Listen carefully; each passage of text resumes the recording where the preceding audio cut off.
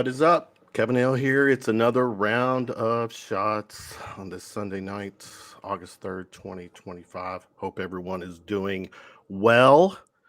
It's been a minute. It's been months since we've done one of these. People who follow us, and we appreciate you all. It's a seasonal show. Basketball season, football season. We're doing our thing, and after this break, we're back. Doc is in the house. TB's in the house.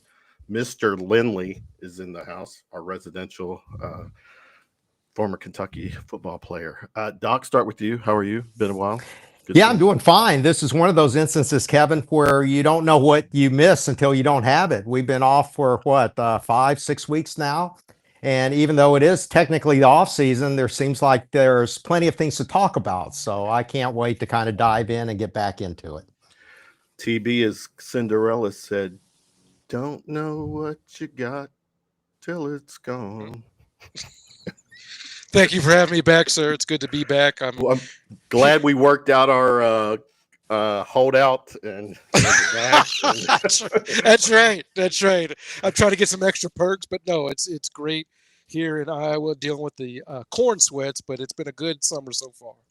Holy hell, it's been so hot here in Kentucky. It's lightened up a little bit the last few days, but Mr. Lindley, Trevard, Trey, good to see you. You've been a guest on past shows. What's up, man? How are you? I'm doing pretty good. Just working and coaching. Trying to stay busy. That's good to see you. We've got a lot of football chat stuff to chat about. We've got we'll obviously throw in some Kentucky men's basketball. We'll talk UK athletics HOF class of 2025 was announced. We're going to talk about that, and I'm going to stir the pot. You'll see. Revenue sharing, upgrades. Doc, you've been a busy boy lately with your book, your articles. Let's start real quick. Give us the book. Give us the details. All right, let's get this out of the way real quick. I know people are probably tired of hearing me talk about it, but the book is called Whining for Posterity. Lessons in life, sports, and other things worth complaining about. And the title is a little bit of a misnomer. It's a little bit of false advertising because, yes, it's really not about complaining. Yes, I complain throughout the whole thing, but the emphasis really is on life lessons. I talk about politics. I talk about religion. I talk about love. I talk about travel and, of course, sports and writing, some of my passions. And through it all, there are lessons that we can all learn. I almost wanted to title this book Things I Know Now That I Wish I Knew 30 years earlier, because there are a lot of life lessons in that. There's something in it for everybody. I encourage you, go on Amazon, look through it, pick up a copy. All proceeds will go to this Huang family scholarships honoring my dad. So this is part of his legacy. You can be a part of it also. It would just mean a whole lot to me, to our family, if you could take a look into this book. It's very personal, not like anything that I've written before. You know, most of my other books, my 7 other books, have been sports centric, University of Kentucky sports. I've done books with great athletes like Kyle Macy, Derek Ramsey in football. This one was a lot harder to write because I do get into a lot of personal stuff. So that's it. Thank you very much. After 8 books, I'm getting pretty good at the art of shameless self-promotion. Well, we got you covered. I did my part. I did a purchase back in last month. Hey, that's great. I really do appreciate that. You do find out who your real friends are, right? Everybody will acknowledge that you wrote a book, but then your real friends will plunk down the 19.99 to actually purchase the copy. And then the real good elite friends will get you on their podcast and let you really brag about it. So thank you, Kevin. You are up on my Mount Rushmore friends list now. Well, you're my brother, your friend. I appreciate you always hanging with us, and in your words and wisdom on this show is always welcomed and appreciated. So, all right, hey, look at this. 5 stars. I mean, Yeah. man, Yeah, that was on my family going on there and making sure that they got the reviews in there, though. your immediate relatives, now Yeah. your cousins will And start. now, seriously, the few people that have actually delved into it have really responded very positively. So that does give me a lot of encouragement. I think there's a lot of interesting stuff in there, a lot of stories that'll resonate with you, a lot of familiar stories in there. Now, I have to admit, this right here, I don't know if people can, if they're seeing the screen, there's this little disclaimer says no better price found. I was looking to see if there was a better. No, I was no. But anyways, congrats, Doc. You're one of the things I got to go right away. Let me stay with the book. One of the things in our friend Jay Hayes, his podcast, Religiously Kentucky Sports, he had you on, and one of the talking points, I think is a great talking point. It was about bringing back coaches, and Billy Gillespie's name was mentioned. Give us a story on that? Yeah, first of all, I wrote that as kind of tongue in cheek back during the time when Indiana welcomed Bob Knight back in after all that he had gone through. And I knew I would get a lot of flack for that because Billy Gillespie is kind of like on the poop list of UK coaches throughout history. But my whole contention was that he is a part of history and you can't just blot it out. You just can't ignore it. Sure, he didn't win like we thought he would. He didn't turn out to be the person that we expected, but still, he's a part of our program. He's a part of the program with the greatest tradition in the history of college basketball. You cannot just erase him from that history. He needs to be, if not embraced, he needs to be at least welcomed back together with all the other coaches who have coached here. Unfortunately, time clock's ticking. You know, a lot of these guys, Sutton has passed, Joe B has passed. It's going to be very, very difficult to get him back before we start thinking that it's a little bit too late. So just everybody in Big Blue Nation, just chill out. I'm not saying he's the greatest coach on the history of the planet, but he does deserve to be included in this pantheon of coaches throughout our history. It's fair. Agree? Disagree? I have no issue with that. He was SEC Coach of the Year. Yeah. Yeah. I mean, that's right. With us, what was his first year with SEC Coach of the Year, right? First year, Yeah. I believe he was SEC Coach of the Year. Yeah. Right. Go ahead, Trey. Yeah. And it's kind of a little bit of a coaching is a fickle profession in that little things can make a huge, huge difference. In Billy's particular case, he was regarded as a taskmaster, a disciplinarian. But because he didn't win, people said he went too far, you know, banishing Josh Harrelson to a bathroom stall. If that had worked, if he had won games by doing that, people would have simply said, oh man, this guy was great. He instilled discipline in his players. He showed them what it was like to be in shape, to work out. He was a true taskmaster. It's all about winning. Unfortunately, he didn't win enough. That's fair. Terry, your quick thoughts on Billy G. Aside from, you know, he's obviously it didn't work out. Year 2 really bottomed out on him. But I'll still remember him. He was the coach of Jody Meeks. That performance. It's not the University of Jody Meeks. I know, yeah. But you know, sometimes you need an ex-wife to make you appreciate what a good wife is. Oh, if you have a good wife. Say it louder so that they can hear. Yes, you know, when you have a great wife, sometimes you need an ex-wife to help you realize what a great wife really is. There you go. Trevard, are you consumed or with, you know, the basketball scene at UK? Like, right now or during his time? in general? I know a little bit, but I don't really. I mean, only time I watch UK basketball when it's obviously on TV and during the March Madness run. Other than that, I don't really watch college basketball. So no Billy Gillespie stories from you? No, well, I was actually in school. You were there, right? Yeah. Okay. That's right. All right. So did you see him running from Alan Cutler? I did not. That's a whole other story. All right. Let me go to another quick talking point before we get into football. The 2025 Kentucky Athletics Hall of Fame was announced this past week or over the weekend or whatever. I'm thinking, damn it, I should have this shit. I'm better in this sometimes. I'm using a new platform, by the way. I'm doing the Restream platform, so I'm trying to get used to that for this. And of course, shit is not going as planned. I know Josh Allen, football player, was one. Michaela Epps. Who's it? Name the other. There's 5. Carl Anthony Towns, right? Towns, right? That's 3. Flynn, the baseball player. Doug Flynn. Yeah. All right, who's my? It was a tennis. Yeah, Abby Cheek. Okay, so for softball, yeah. So the 5 notable, great former Kentucky sports people, and they're in.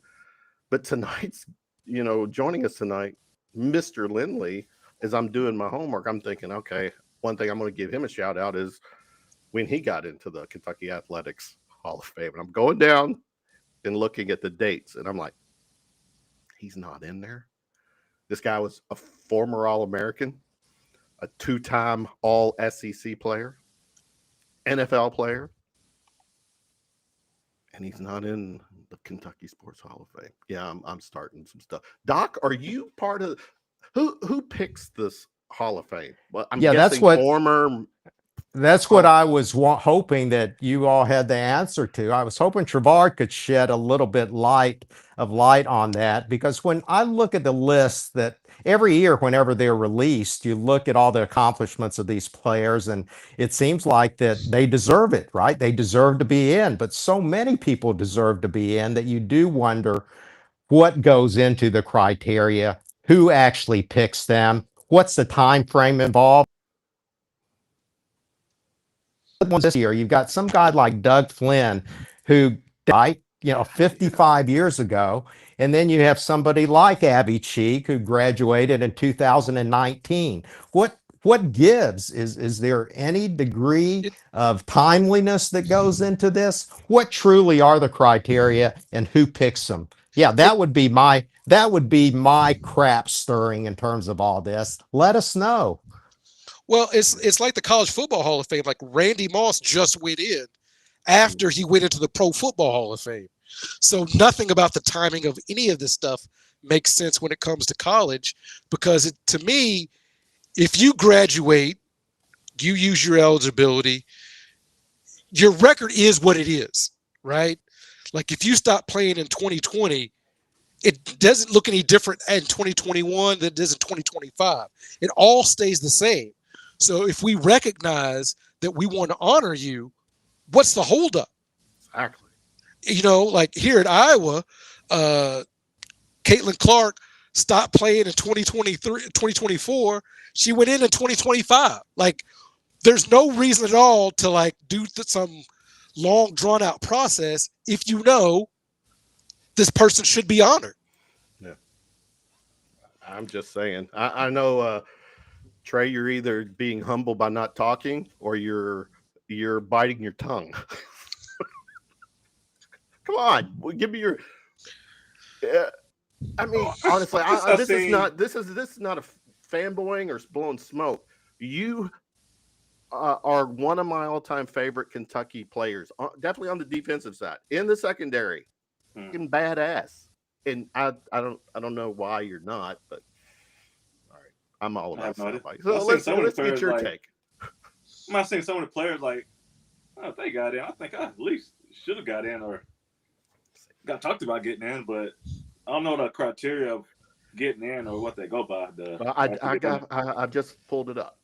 So the voting is done by a committee. Committee is comprised of Hall of Fame members, media members, campus representatives, don't know what that means, current coaches and administrators. There's a screening, blah, blah, blah, blah. But anyway. It's also vague, right? Yeah, that doesn't tell me anything at all. This is a smoke-filled room. Guys are picking favorites out of a hat. That's the way I would interpret it. Why is it always so secretive as to what are the specific criteria for people getting in? And I mean, if I'm a lobbyist and I got deep pockets, I bet you I can get him in next year. Well, and that's the thing too, is a lot of schools, Iowa not included, they have rules. Right. How to get your number retired, how to get in the Ring of Honor, how to get in the Hall of Fame, which I think provides guidance for folks where it's like, hey, if you are All-American, you're in. If you are All SEC a couple of times, you're in. Check mark. Right. Like there's criteria that takes emotion out. I think what happens sometimes when it comes to Kentucky football is because the wins and losses haven't been what we want them to be. I think a lot of those guys get discounted, even though they do shine on the big stage, right?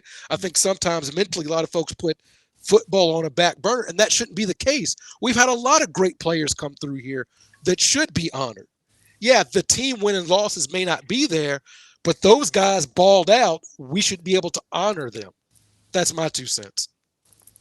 Well, I think we should all make a concerted effort to nominate Trevard and see how far we can push this thing through. If nothing else, we can at least find out how the system works. Trevard, have you ever been? Then what? You're freezing or frozen. I'm assuming he says contacted. See, Big Brothers, Kentucky's already pulling. You froze, John, Doc. So I don't know. Okay, am I back Trevard, now? Yeah, you're back. You said Trevard, have you? Yeah, I didn't know if he had been contacted about being nominated or whether the committee has reached out to him and told him, hey, you're being considered. Have they ever contacted you in any way? No, not that I know of. Well, we got I know now. We know why. This is why he is not in it. He's so sweet. He's too sweet. He's too nice. You got to rattle the chains, right? Yeah. The squeaky wheel gets the grease. A second team All-American, first team two All SEC honors in 2008 and 2009. You were on the watch list for the Jim Thorpe and other blah blah blah. And to your credit, you're a graduate, right? You got your degree. So he's done everything he could do. Say it. You want to keep going with this narrative? Or am I frozen? I don't know. Everybody's not knowing. No, you're good. You're not frozen. Yeah, you're still on. I just it's very, very similar almost to this idea of retiring jerseys in Rupp Arena, right? We hear about how they've structured that and the amount of time you have to wait, but still, it almost seems like a crapshoot. And you wonder why the Tayshaun Princes, the Keith Bogans, the guys of that nature don't have their jerseys hoisted up there yet. They certainly have the criteria. If people that follow me on Twitter know I ring that bell often because I'm like, you can't have 35 years of Kentucky basketball. Tony Delk is the last person to get honored. Okay. Tony Delk signed with the University of Kentucky. George H.W. Bush was president. Bill Clinton was not president. Wow. You're talking about player, right? Because Tubby Smith was hoisted and also Mike Pratt. Player. Yeah. Wow, I didn't know. Jeez.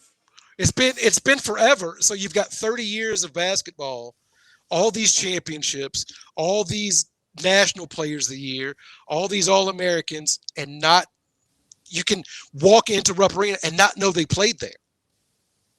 Like we've got SGA MVP, Finals MVP champion. Did he play here? Who knows? And then other places, even North Carolina, even Duke, even Kansas, will tell you these great players played here. Yeah. And so it'll probably be another 10, 15 years before we get anybody up there. I don't see why they don't use more objective criteria because it really is easier when you can say, hey, this is what it takes, check mark, check mark, check mark, then there's no room for argument. Trevard, when you look, and I know you're too modest to start comparing your accomplishments to other people, but you know that you've done more than some of the other people that have been in there, correct? And if they used Yeah. objective criteria, wouldn't that be so much easier for the committee to pick who goes in and who doesn't? Yeah, I think it would, but what I could do to even take this shit stirring to a new level, I can go back in the last 5 years and look at all the people I got in, and Trevard, you can say this or that ahead of you. But it is ridiculous how the university drags their feet on some of this stuff, because a lot of this stuff is so open and shut. Right. Like if you're all American in anything, yeah, we need to honor you, right? If you are all SEC a couple of times, yeah, we need to honor you. I think it's important. And he's got the NFL. Does the university individuals also. Yeah. NFL player and a graduate. So, all right. Yeah, and that's starting.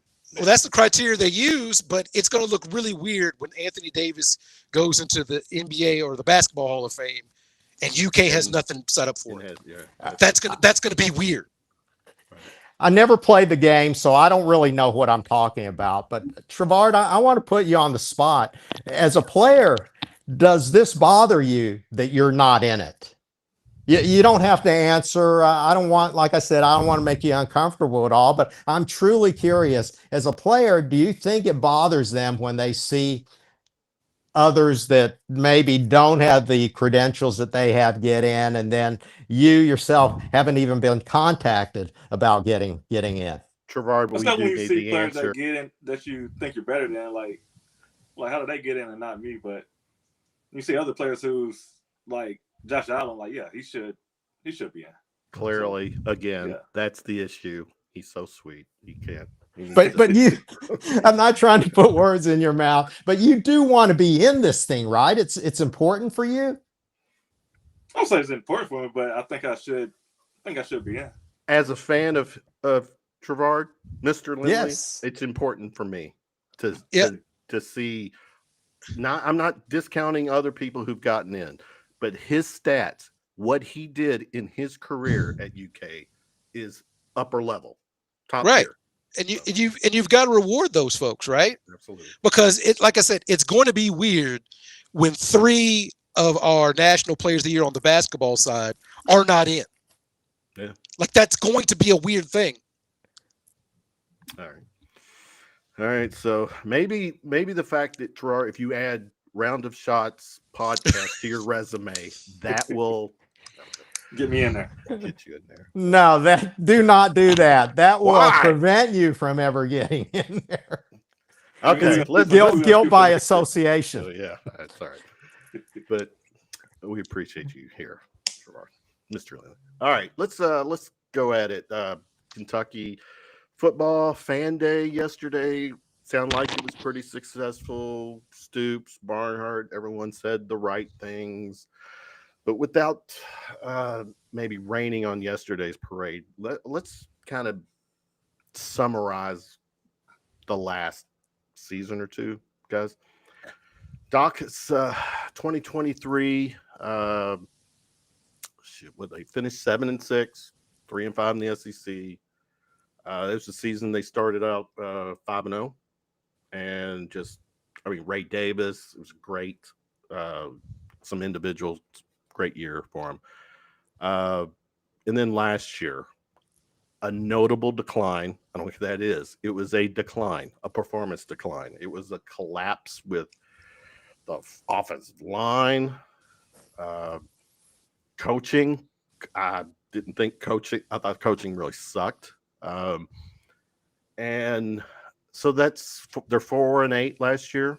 Ended their actually, correct me if I'm wrong. They were not actually eligible for a bowl game, right? Or was it?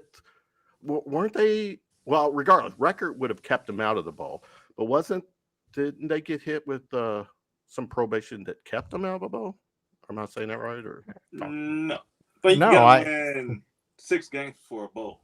no, but there was something there was a violation. They Mm. got hit with some kind of a violation, probation or penalty or something. is this like the Twilight Zone or something? What am I Do I have missing? to Google that too? Well, never mind. Yeah, I All right, think some, we'll talk about that later. But some players got paid that wasn't working. yes, that's it. Yeah. And I thought maybe I don't know. Maybe they could have been eligible for the postseason. But anyway, if they won 6 games, I think we still would have went to a bowl game. But they just took one of the 10-win seasons. Yeah, they took a 10-win season away. Yeah. okay, maybe that was it. All right. Sorry. Facts are optional on the show, but no. So last season, 4-8. They're eligible. Their record, what was it? 8-year consecutive bowl appearances ended.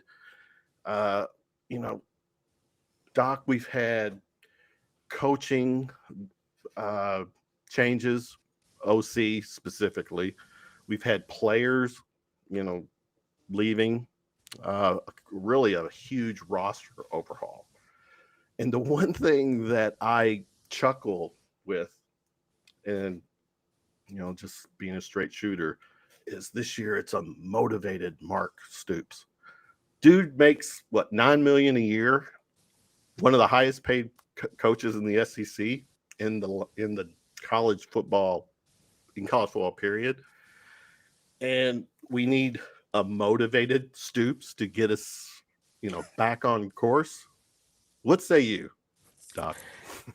Kevin Hale, it never ceases to amaze me. Here I am getting all excited about the football season. I'm drinking the blue Kool-Aid, and here you are, killjoy party pooper, bringing up all this negativity of years past. Here's the one thing is it that negativity or is it facts? It's part of it is true, but here's what I did like about the way the motivated Stoops was addressing all of this. Okay. He didn't poo-poo any of the past seasons. He acknowledged it. He took it head on, and he not only was excited about moving forward, but he actually said they intentionally addressed all of these issues that supposedly had popped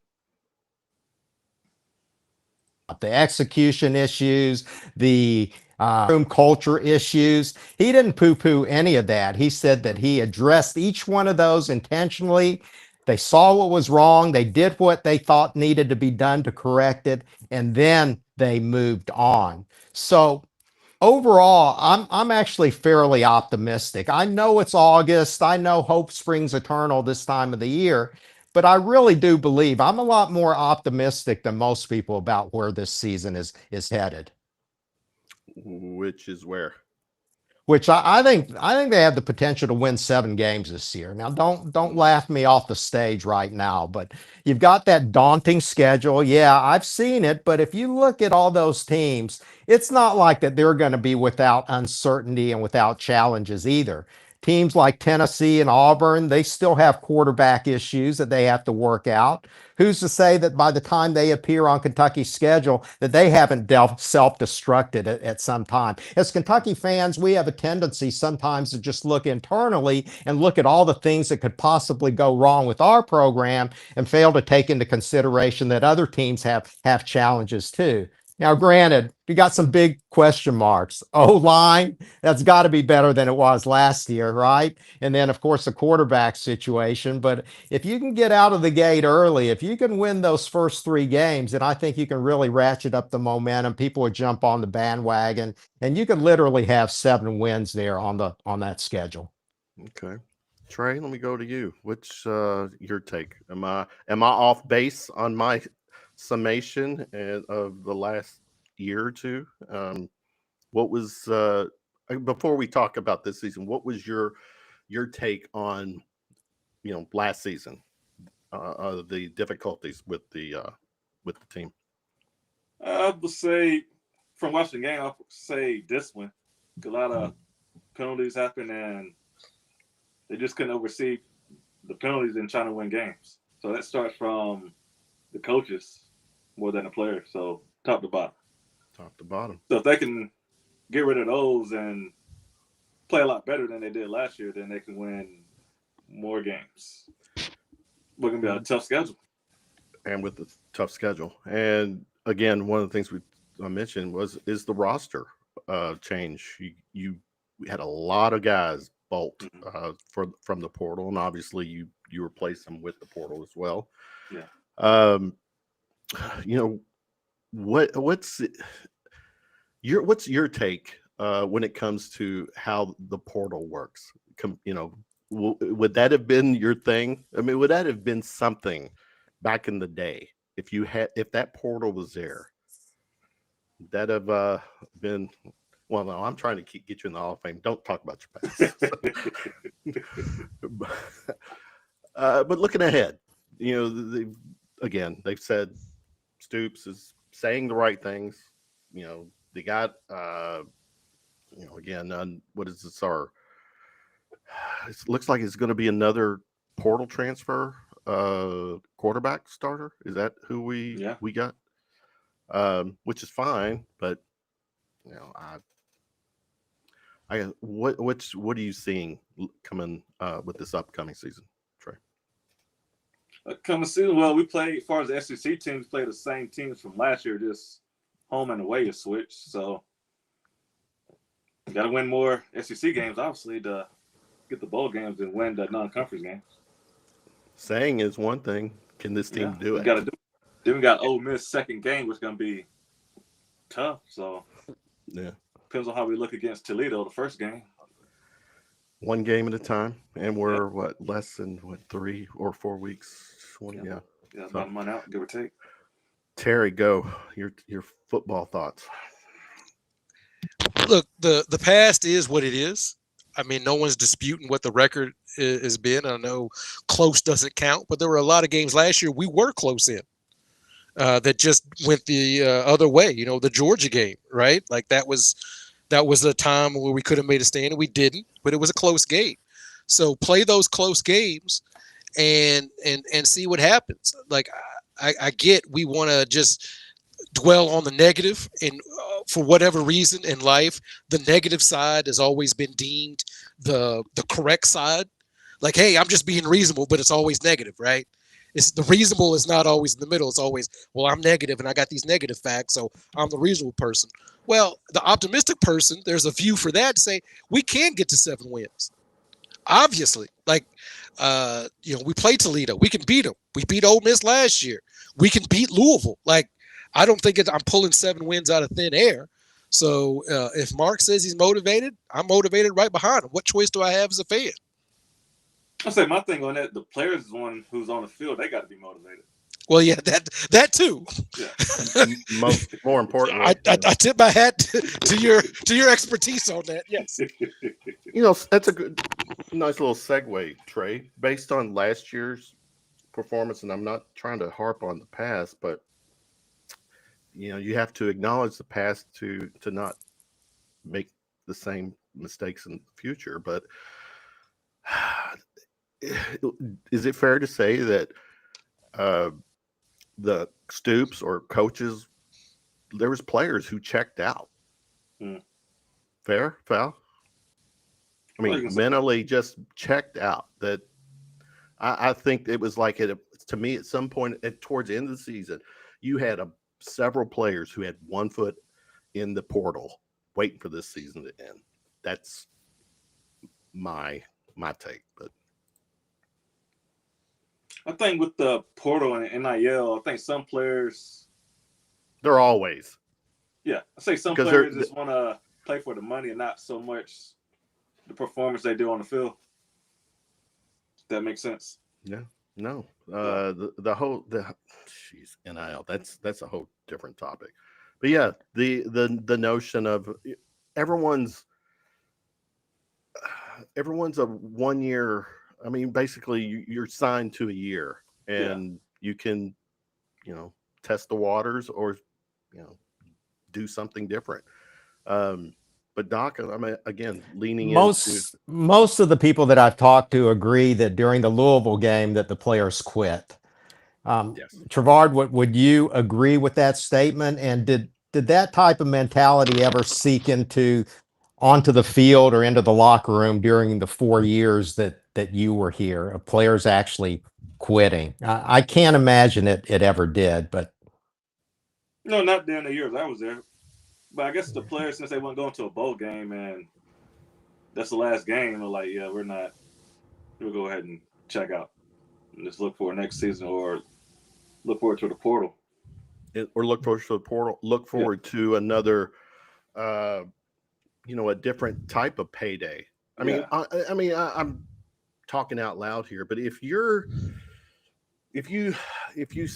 don't want to be a part of the Kentucky program at the end of the season,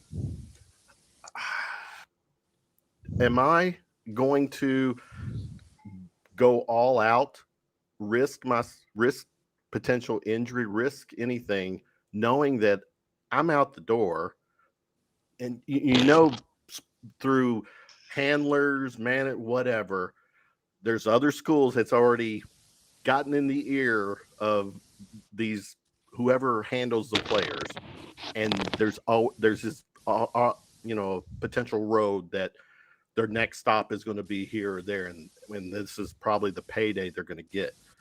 To me, it's no different than a pro team tanking at the end of the season so they can get that good draft pick. Am I off base? Am I out of bounds there? I'll probably say there's some players some players probably do that. Like, if I get hurt, I can't get in the portal and I can't get this money if the school want me. So I'll probably say some players do that. I don't say all, though. Yeah. If I'm a highly regarded wide receiver, I might think twice of, going across the middle. Because then you got someone like Mr. Lindley getting ready to lay the boom. No, I bet. Were you too nice as a player, too? You're so sweet as a player? I don't know, man. I can tackle. I'm not going to go up there and hit you. Feel like that. Oh, man. All right. The over-under for victories this year was 4.5. I went out on a limb. I told you 7-5 this year. Let's hear your underwear size. What are you predicting, Kevin? Go ahead and give me your official prediction. Well, my prediction as of today, based on what I know, and this will change as we get to the opening game. My boxer briefs I say 4 wins right now. I don't see it. To me, the SEC is still the SEC. There's just so many good teams. I don't think. I don't know. I don't see more than 4 based on this schedule. I think teams like Louisville, programs like Louisville, are trending up. They're in a better spot than we are right now. They came into Kroger Field. They kicked our ass. And yeah, maybe the players didn't. They quit or whatever. There's just a lot of programs right now that are better than us. No, that's not shocking at all. I wouldn't be shocked if Kentucky won 4 games. I think they'll win more, but I wouldn't be shocked. There's just too many uncertainties right now. And I'm like you. I reserve the right to change my mind at any time. I'm always out of bounds. Okay. And then Jay, I'm clipping. I'm sorry, clip me. Now, Jay, in fairness, I say 4 wins. You always say we're going to go 12-0. Well, who's more realistic when it comes to prediction? Love you, Jay. What was your officially right now? What's your win total? TB. Oh, I think they can get to 7-5. I think that's out there. Okay. I don't feel ridiculous with that. I don't think it would be I don't think it would be too, Disney movie-ish to get to 7 wins. I just don't believe that. I don't believe Louisville's as good as they feel that they are. Well, that's my 2 cents. But are they better than us right now? I don't think they are. I know what the game said, but all those look, this is what they told me. We won 5 straight, and they told me it didn't matter because Bobby left and Satterfield left, and It was what's his name's first year, so that didn't count. They came with all that when we were kicking their ass. Now all of a sudden, I'm supposed to bow down because of one game that we've all admitted our players weren't committed to. That's But I'm supposed to kowtow to the Floyd Street Mafia? No. You'll never see me roll over for the Floyd Street Mafia. I'm just trying to keep it real. But I'm keeping it real too. No, I am not rolling over. I'll be cold and dead in my grave before I give any credence to that school. Well, in my hometown. I'm with you. I'm blue. I mean, I got you. My school, but I'm trying to keep it. And also, just a reminder for everyone out there watching and listening, and maybe coming at me because I'm a hater. I'm also hosting a podcast, a commentary, an opinion show, and I have to maneuver a way to get a reaction. So not everything I say is 100%. Well, you give me a reaction. Yes, exactly. So I'm always looking for that soundbite. Yeah, the important thing is, Kevin, you love every minute of it. I love the banter. I can't deny that. I mean, it's also hashtag sports entertainment. So, all right. So for the record, Trey, as of right now, what's the win count? As of right now, it would be 4 or 5 wins. You all in the chat. Go at him too. Yeah. Is he still sweet, Michelle? 4 or 5 wins, is he? He's still a future. If they come out motivated like Stoop said they are, then it can change. I want to be wrong. I want Jay Hayes to throw this clip in my face later. Please, I'll own it. But kind of have to show me. Okay. Let's where we at? All right. Let me bring up. Let's see. I do want to talk. Doc, you put out an article on August 1st. Name, image, and mayhem. Kentucky's NIL cliffhanger. Give us a high-level summary on what that article was. It was mainly a response to Mitch Barnhart when he spoke in front of the media, and then immediately went on KSR and also talked a lot more about the current college sports landscape. I mean, essentially, he assured Matt Jones that Kentucky would not be cutting any of the sports, and that he remained to be able to fund all the revenue sharing. Well, when I initially heard that, my immediately BS radar went up, because it was just 30 minutes earlier when he had told all the media that there was all this uncertainty, all this fluidity, all this unknown out there about the governance structure, about where we were headed. So my immediate knee-jerk reaction was, Mitch, how do you know? How does anybody know what's going to happen here down the line? Because we have no governance structure out there at all. A lot of it is going to be dependent on what Congress says. It's going to be dependent on whether these players are going to be regarded as employees or not. The huge question is, what is going to be the effect of these collectives out there? Are they going to still be able to fund in addition to the revenue sharing? So with nobody knowing those things, how can anybody be certain of whether any sports are going to be cut, whether there's going to be enough money in the pot or not? That's the mayhem, and that's the idea I was trying to be a little bit of Kevin Hale in that regard, and letting people know that we don't know nothing at this particular point. This whole thing could come crashing down on us for all I care. No, it's fair. But there was a tweet that Tristan Ferris, our man Tristan, put out there, and Doc, you probably know this too. This was on Friday.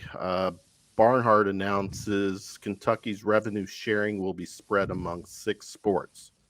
I don't know the breakdown, so Doc, if any of y'all do, we'll chime in. But no, that's another one of those deep held secrets in a smoke-filled room that nobody, they'd have to kill you before they let you know what the breakdown actually was. So, and probably this is the priority as I say this is probably who will wind up getting the higher percentage on down.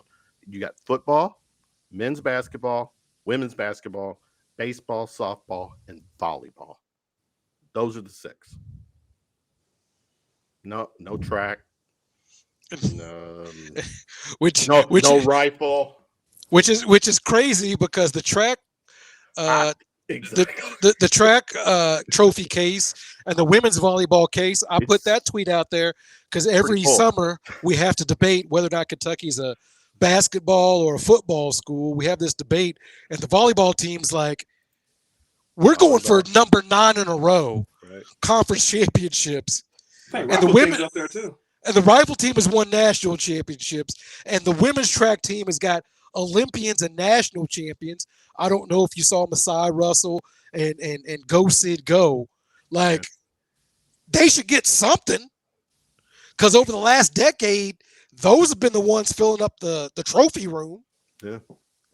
Right. I mean, I know that's crazy talk, but it's kind of true. Yeah, don't forget the tennis team, also one of the most underappreciated sports on campus. So we're debating just these 2, and I'm like, we've got about 8 to compete at a national level. You throw in gymnastics, right? You throw in all these other teams that have had better records than both men's basketball and football over the last decade. But those are 2 that are always fighting. And then the next 5 or 6, all they do is collect championships and produce Olympians. Now the devil's advocate will respond with, but football and men's basketball bring in the most money. Yeah, I mean that's true. And the thing is, we're going to focus on what the kids make, and that's what the beauty of the NIL is, that when these leagues go on strike and all this kind of stuff, we hate athletes. Right? We hate the $300 million athlete, but not the $1 billion owner. We hate that the athlete is trying to make some money, but we don't understand that we've got a conference that is from USC to Washington State to Maryland. We hate that we've got to go from Gainesville to Austin, Texas, Columbia, Missouri. Right? We hate all what the kids do. But we don't hate the $1 billion executives. We don't hate the $1 billion TV companies. And we don't hate these leagues that are doing things that make 0 sense. Because the reason some of these teams don't make money is you got to take the volleyball team across country for a conference game. Right. How much sense does that make? Right? So people have to make decisions. Are they professionals? Right? Or are we going to make them amateurs? And you can't hate the kids, because the kids ain't making nothing. We're talking about like $20 million going to the athletes. Do you know how much the NCAA men's basketball tournament and women's basketball tournament make? Billions with a B. And we're talking about a couple of $100,000 to a shooting guard. Mm-hmm. See how they do that to you? See how they do that? We're not talking about the Trevard Lindleys out here being first-team All-Americans. We mad because those guys are getting $1 million. We ain't mad about the ESPN executives that got a beach in Antigua and one in Bermuda. We ain't talking about those folks. Preach. So everything that comes with money, those players, it's never, ever the people that make the money.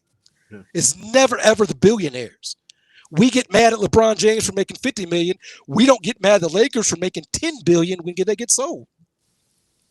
Because I remember talking to my dad about how much money Shaq was made. He said to me, "Who signs his checks?" Yeah. So if we're going to stay focused on what the kids are making and the athletes are making, it's like this. They're not the cause of sports being the way they are. They are just not. But, the average fan said, well, I'll play for free. Okay, sure, yeah. You're a 300 baseball player. You're going to play for $250,000 a year? Get out of here. This whole age, I mean, everything, just Trevard, from your playing time to now, we're 10 plus years, how the game has changed so much. I'm curious, what would be What do you don't have to answer this, but what would your agent say is Trevard's worth in the portal?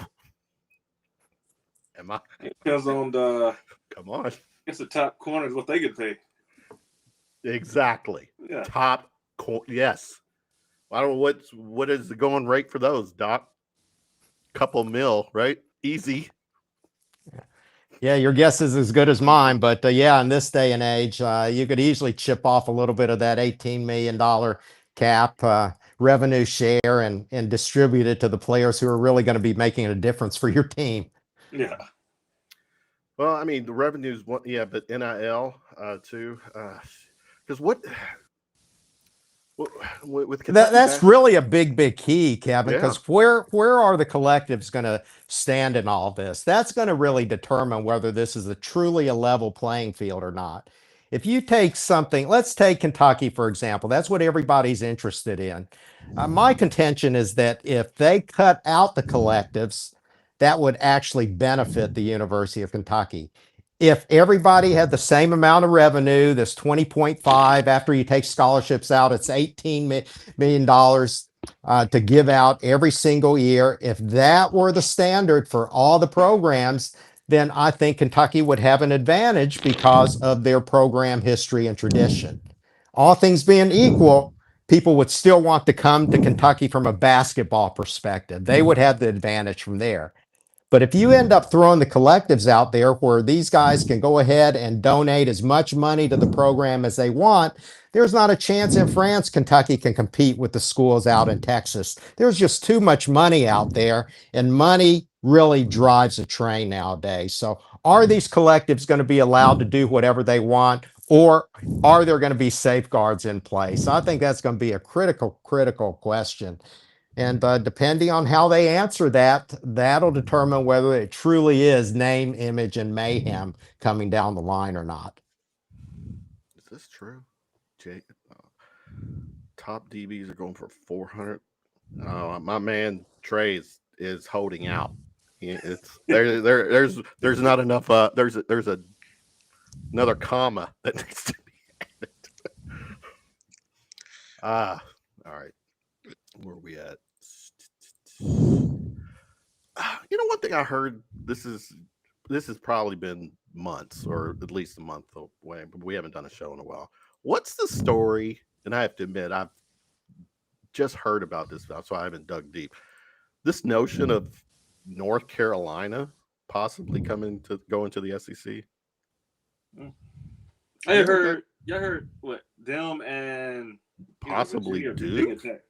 Or okay, but at the same time too, we're also hearing what Big Ten, SEC talking about just one super conference that has been picking up steam, moving to 16-team college football playoff, where the SEC and Big Ten are guaranteed 8 of those 16, 4-4.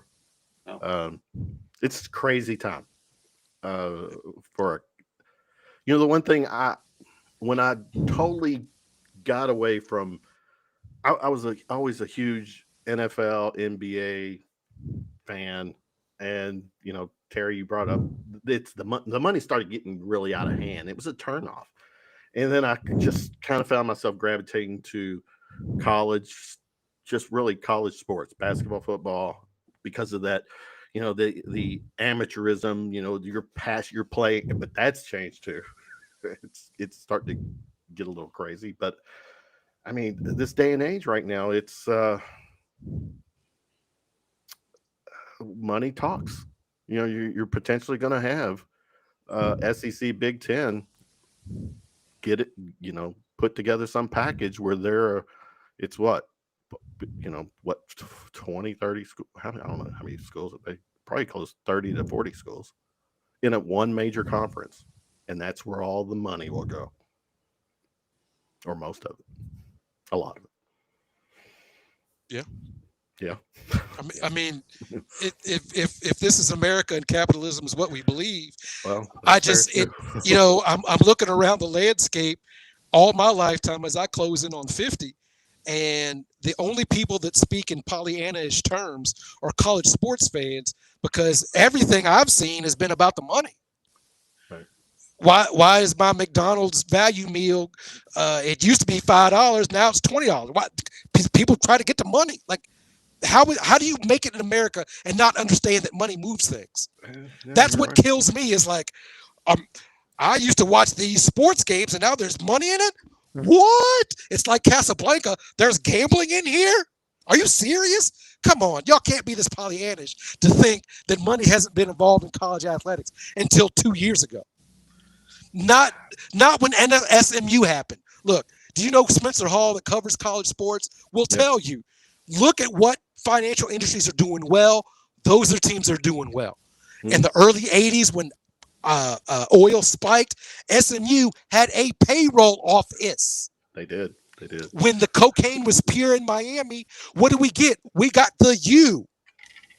Really? Yeah. You got rich people that want to see their teams win, and they're not bound by NCAA rules. Really? And then now you factor in this whole the gambling thing. If I see Kevin Hart on every other commercial on a college or on a sporting game, because he is whatever DraftKings, whatever it is. My point is that, I mean, that's another, to me, that's another factor in all this. And everybody's supposed to get a piece of the players. Yeah. And the player's supposed to be happy for room and board, but everybody else can bring in billions. Really? That the America you grew up in?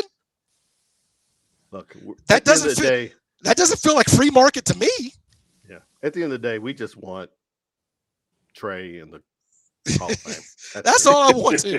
That's my first and final objective of tonight's show, is to put it out there. Yes, all 5 people who got into the 2025 deserving their accolades, everything. But our man here, as I'm looking at his stats and realized I assumed you were. I honestly did. And now I was blown away that you're not. We got to figure that out.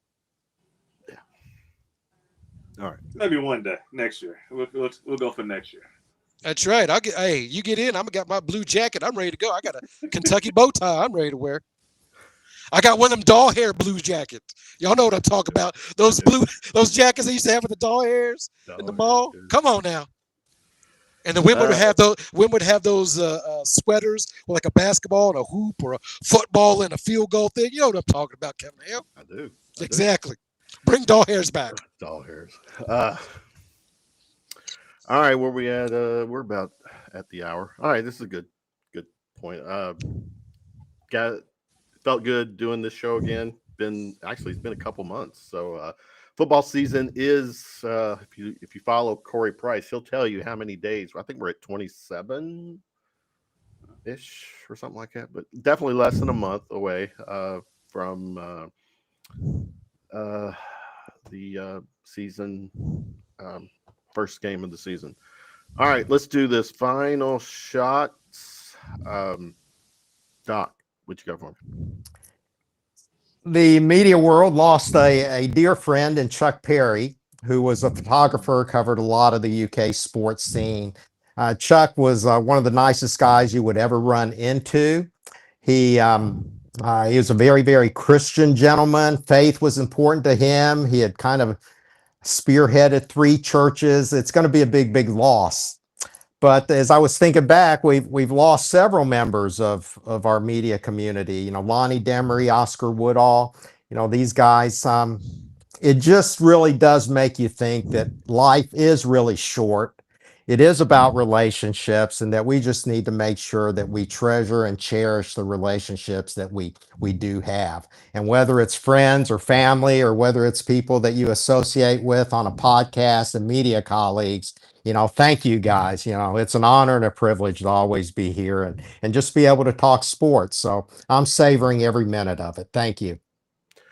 Yes, sports is a nice break from reality, but for all of us who know in the real world what truly matters. So thank you, Doc. Trey, final shot, final thought. your first campaign statement. Go ahead. That's final thought. Well, I coach at Takes Creek High School, and we got our first scrimmage game this next Friday. So let's get the season started right. And that's right. School starts up. Well, here in Louisville, Jefferson County, it's August 7th, so Thursday. Thursday, right? yeah. Is it Thursday in Lexington as well? I think it's around the 13th or something like that. Okay, so it's Lexington. No, Somewhere around. it's a fall. Okay. Yeah. All right. So. All right, Tate's Creek. Yeah, Trey is a former Creeker. I'm cheering you guys on. Oh, thank you. Yeah. It was a long time ago for me, though. Class of '76. Oh wow. Yeah. Should come to a game. Go. Oh man, God, that hurt. Oh yeah, his oh wow was just so sincere. I don't know, doc, journalist, former Creeker, yeah, head coach of the former school. There's an article right there, right? Yeah, right. I remember I was covering the presidents right at the turn of the 19th century. All right. Well, good luck. We'll probably talk maybe before your first game, but yeah, that's school starting up. Summer went by quick for the kids. All right. One thing we didn't get to talk about, or we didn't talk about it, was Kentucky basketball, which we'll save that for later. But sounds like, guys, the men's basketball program did very well in the portal, and so far they're off season, heading into, I guess, the upcoming season is going as planned. I don't think there's any issues or anything. That's one thing I think we all agree is that Coach Pope, so far so good with Pope as the captain or coaching our team. So any quick thoughts on? Yeah, don't start throwing cold water on the basketball program now, Kevin. I know where you're coming from. Is it like this one, ban or bust? I mean, this is a loaded roster. Oh my goodness, this will be crazy. Look at this. Oh, yeah. What was that, Michelle? I'll be 64 on the 22nd. Well, we got a few more days, Michelle. Well, happy birthday, Tom Brady. Oh yeah, is this Tom? Do you acknowledge who is the GOAT TB? I'm the TB. Brady is the second greatest TB, born in early August of 1977. Because you got Brady today, Obama tomorrow, and then TB on the on Tuesday. So that's a pretty good row of birthdays here. So yeah, I'm be 47. No, 48. I'm sorry, I lose track. 48. Coming up on Tuesday. So feeling pretty good about that. Well, happy early birthday. Happy early birthday. All right, guys, wrapping it up. I appreciate everyone hanging with us tonight as the round of shots gang gets back at it. And the plan is we will be back on Sunday nights every week until we're not. So for Doc, TB, the TB, and Mr. Lindley, appreciate everyone hanging with us. Everyone have a good night, good week. Go Cats. Go Cats. Yep, that's the future Hall of Fame, Trevard Lindley, right? There you Get go. that nomination in right now. Let's go. They're going to make people sick.